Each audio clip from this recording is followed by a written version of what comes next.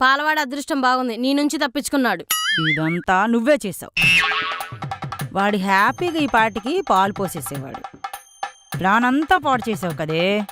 అయ్యో అక్క, పిచ్చుకుపై బ్రహ్మాస్త్రం లాగా నీ ప్రతాపం ఆ పాలోడి మీద ఎందుకు? మంచి ప్లేయర్ మీద చూపించుకోవాలి గాని. ఇప్పటికిప్పుడు ప్లేయర్స్ ఎక్కడ దొరుకుతారే? నువ్వు తలుచుకుంటే ఎక్కడైనా దొరుకుతారు.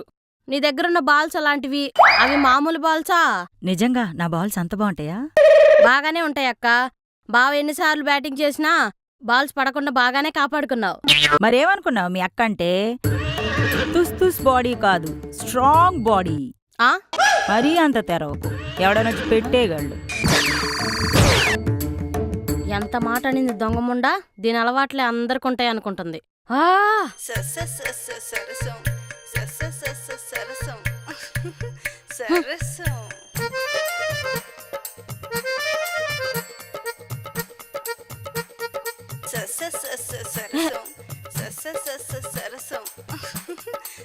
ఏమండి రండి, ఏమండి రండి, పెట్టండి. అబ్బా నెమ్మదిగా. దీనికి నత్తోడు గుర్తొచ్చినట్టున్నాడు, నన్ను నలుపుతుంది. బా దీని కామం భరించలేకే బావ అలా పారిపోయాడు. అక్క అక్క, ఏంటే ఇంత రాత్రి పూట లేపావు?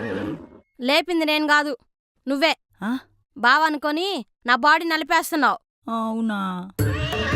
రాత్రి కాగానే మీ బావా నా వీణ స్వరాలు మీటేవాడు. రోజు స్వరాలు వచ్చే నా వీణ సడన్గా మూగపోయింది. అందుకే ఏవేవో కలవరిస్తున్నాను. పోనీలే అక్క, రోజు మోత మోగే వీణ ఒక్కసారిగా మోగకపోతే ఆ బాధ ఎలా ఉంటుందో నేను అర్థం చేసుకోగలను. మీ బావలాగా నా వీణ సరిగ్గా మోగించే మగాడు ఎక్కడ దొరుకుతాడో ఏమో. బావని బాగా ట్రై చేసావక్క. అలాంటి మగాడు ఈ భూ ప్రపంచంలో ఎక్కడా దొరకడు. అవునవును, అలాంటి మగాడు ఎక్కడా దొరకడు. ఎలాంటి వేణలో నుంచైనా స్వరాలు మోగిస్తాడు. ఆ మోత ఎంత గట్టిగా ఉంటుందో. బావ అనవసరంగా పారిపోయాడు.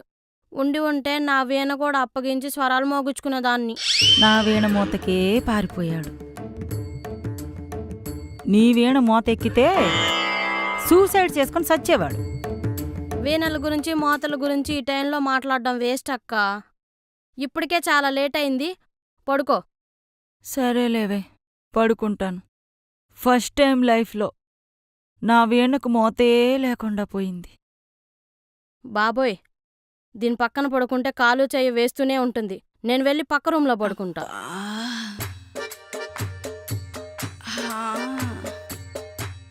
అబ్బబ్బా,